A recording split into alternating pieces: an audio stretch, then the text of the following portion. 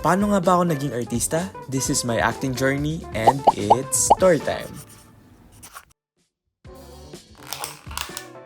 So today we're having bibimbap and for our drink we'll have whey protein. Bata pa lang talaga ako, mahilig na ako manood ng films, ng TV, ng commercial. Tapos ginagaya ko kung ano yung napapanood ko sa TV. At one point, sinabi ko sa parents ko verbatim na gusto kong pumasok sa loob ng TV. Kasi syempre bata pa naman ako nun, so wala pa akong alam sa kung paano ba talaga maging artista, ganyan. Sinuportahan naman nila ako, thankfully.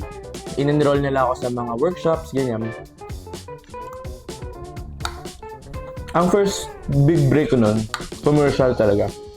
Tapos after nun, nagustuhan ako ng director. Kinuha niya ako for a short film for 100 Years ng Nestle, yung The Howl and the Pussycat.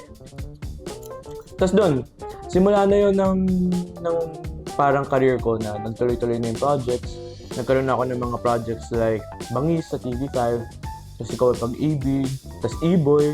Nagkaroon din ako ng mga films, like yung first film ko, yung The Mommy Returns. Yung nag-viral dito sa TikTok na parang, ito lang ako. Fabulous and beautiful, mabuhay.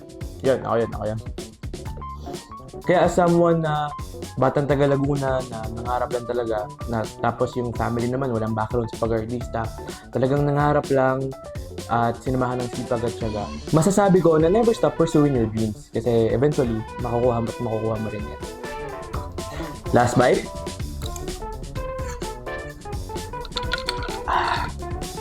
Busol.